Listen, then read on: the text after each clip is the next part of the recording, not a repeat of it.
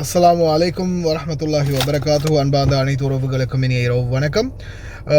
இலங்கை தூதரகம் பற்றி ஒரு முக்கியமான தகவல் ஒன்று இருக்குது.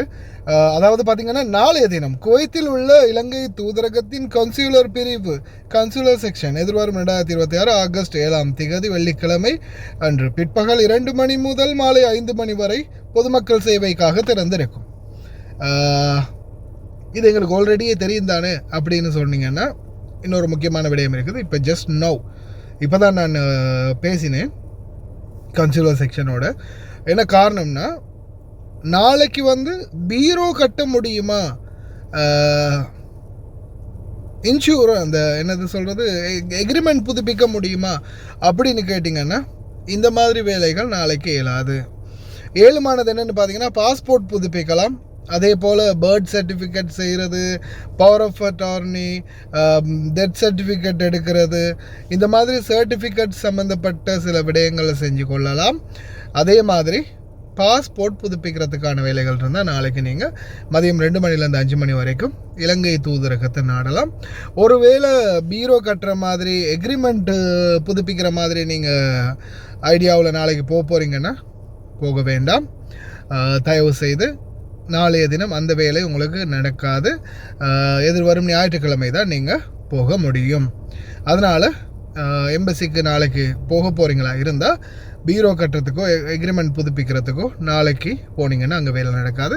அதுக்கு அந்த பீரோ செக்ஷன் அது வேறு, இது கன்சுலர் செக்ஷன். இதில் பார்த்திங்கன்னா பாஸ்போர்ட் புதுப்பிக்கிறது, birth certificate, death certificate, power of attorney, அதே மாதிரி நீங்கள் போய் எம்பசியில் இப்போ ஒரு சீல் ஒன்று எடுக்கணும், இங்கேருந்து நாட்டில் ஒரு இடத்த விற்கிறதுக்கோ மாற்றுறதுக்கோ ஏதாவது ஒன்றுக்கோ இல்லை, நீங்கள் இங்கே தான் இருக்கிறீங்கன்றதை உறுதிப்படுத்துறதுக்கோ ஏதாவது பவர் ஆஃப் அட்டார்னி சான்றிதழ்கள் சீல்கள் வைக்க வேண்டுமா இருந்தால் இந்த மாதிரி விடயங்களுக்கு மட்டும் நாளைக்கு தூதரகத்தை நாடுங்க.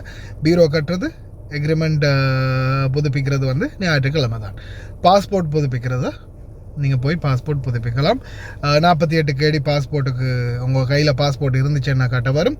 அப்படி இல்லையா, காணாமல் போயிச்சா கொப்பியோடு இருந்துச்சுன்னா, உங்கள்கிட்ட பழைய கொப்பி ஒன்று இருக்குன்னா சிஐடியில் போயிட்டு பாபாவோட கம்ப்ளைண்ட் பண்ணிவிட்டு அந்த கம்ப்ளைண்ட் பேப்பரையும் பழைய பாஸ்போர்ட் காப்பியையும் 118 தினார் 48 தினார் பாஸ்போர்ட் புதுப்பிக்கிறதுக்கு பழைய பாஸ்போர்ட் கையில் இருந்தால் மட்டும்தான். இல்லையா 118 தினார் வரும்.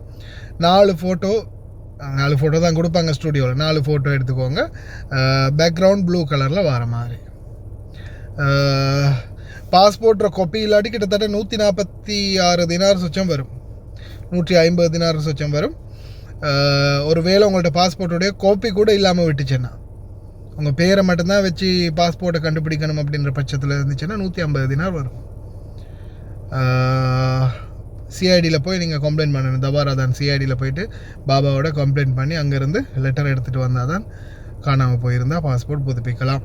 அதுக்கு 118 தினார் வரும். கொப்பி இருந்துச்சுன்னா, கொப்பி இல்லைன்னா 150 தினார் சொச்சம் வரும். பாஸ்போர்ட் உங்கள் கையில் பழசு இருக்குன்னா வெறும் 48 தினார் தான். 48 தினார் வேணும்.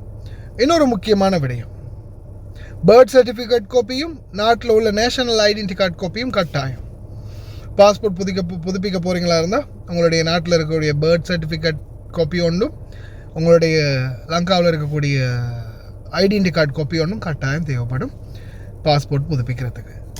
அதையும் ஞாபகத்தில் கொள்ளுங்கள்.